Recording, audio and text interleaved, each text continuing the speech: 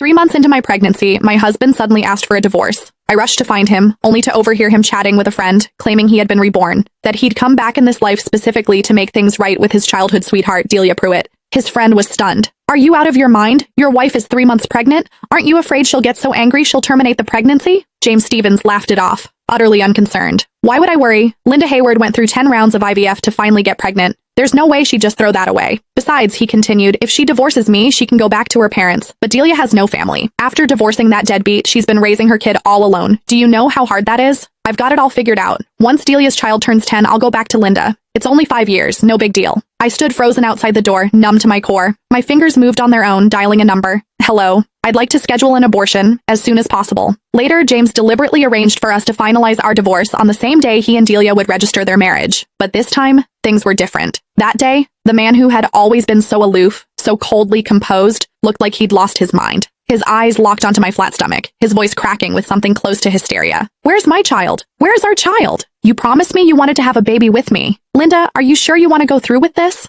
After everything you went through for this baby?" My mother's voice broke over the phone and guilt twisted in my chest. She had been the happiest person in the world when she found out I was pregnant. She knew what it had cost me. A full year of choking down bitter herbal medicine, 9 failed IVF cycles. It wasn't until the 10th attempt that I finally conceived. The moment the test results came back positive, my mother had wept with joy. She believed that with a child, James and I would finally settle into a real marriage, that he would step up, become a responsible husband, learn to put family first. But today I realized how terribly wrong we had both been. The phone rang, sharp and insistent. I answered mechanically. James's voice cut through, cold and harsh. "Linda, how much longer are you going to drag this out? Even if I can't divorce you while you're pregnant, the moment that baby is born, I'm filing immediately. And let's be real, raising a child costs money. You've done nothing but sit at home since we got married, eating my food, spending my money. All you do is a little housework, that's it. No one's going to want a woman who just gave birth and comes with a brat attached. You have no income, no prospects. When the time comes, you won't get to keep the child. You won't get to keep me. You'll have nothing." Every word dripped with contempt. He reduced everything I'd given to this marriage, every sacrifice, every exhausting day, to nothing. And he called my baby a brat. It felt like a blade dragging across my heart, slicing it open all over again. "James." My voice came out quiet, steady. He went silent on the other end. "I agree to the divorce." A pause. Then his tone shifted, bright with barely contained excitement. "Really? Great. Let's do it in 5 days." His voice softened, turning almost coaxing.